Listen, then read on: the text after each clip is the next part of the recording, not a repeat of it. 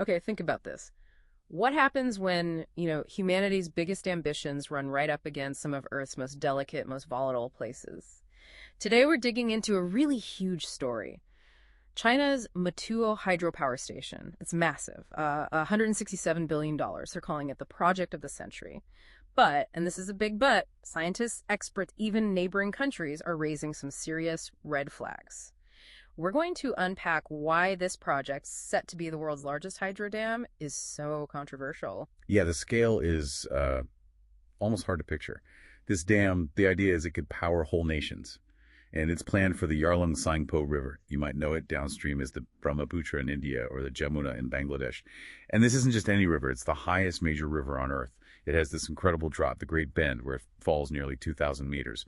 That's a huge amount of potential energy they want to capture. Right. So Premier Li Qiang calls it the project of the century, a huge feat. But what are scientists actually seeing that's got them so worried? What makes this specific spot so tricky?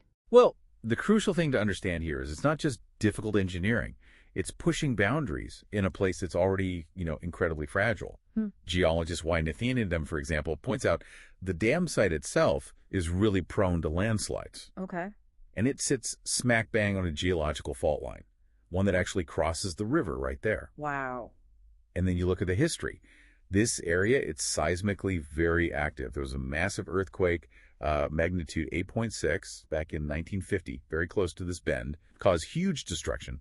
Plus, remember the Yunnan landslide in 2000? It blocked the river, created a temporary lake, and then caused major flooding when it burst. So the risks, they kind of stack up. And I read that a Chinese geologist, Yang Yang, he's been against big hydro projects there for a long time. He mentioned something about unpredictable glacier meltwater. Exactly. That's a key point. Rivers on the Tibetan Plateau rely heavily on glacier melt. And that melt is, well, it's unpredictable. So what does that mean for a power dam? It means the water flow, the fuel for the dam, is really inconsistent, hard to rely on for steady power generation. Yeah. And then you add other risks like freezing temperatures in winter, river blockages. Right. It all points towards potentially low reliability, maybe poor energy output too.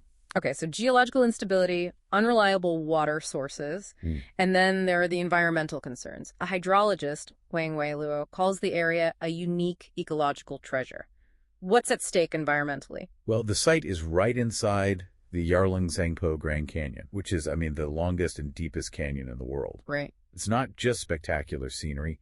It's a global hotspot for biodiversity, full of species found nowhere else, some endangered.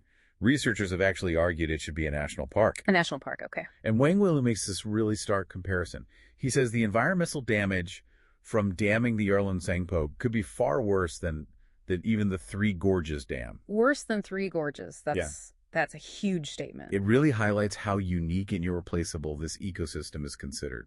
And, okay, this is where it gets really critical, I think, the water flow issue.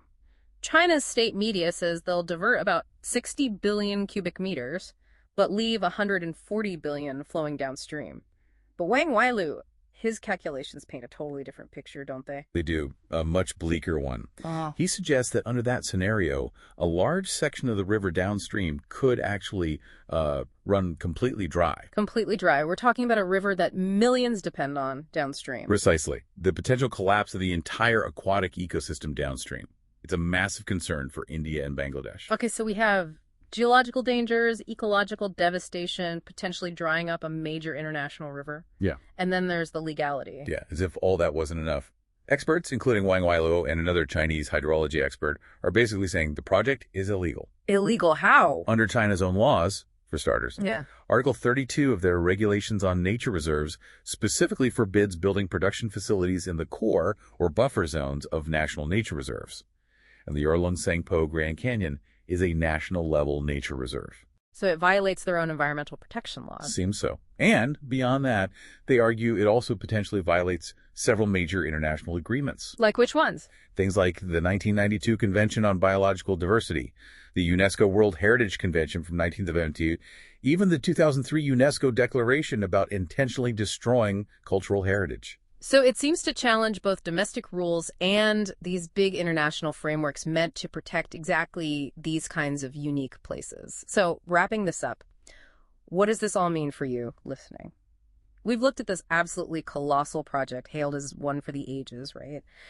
But it's facing these incredibly serious warnings about geological safety, potentially catastrophic environmental harm, and even fundamental questions about its legality. Yeah, it really forces us to ask a bigger question, doesn't it? When we undertake projects on this kind of immense scale, projects with such far-reaching impacts, what are our responsibilities? Not just the engineers or the government involved, but collectively.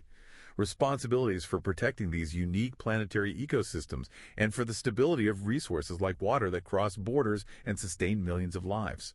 It's definitely something to think about long after the concrete is poured, if it gets that far.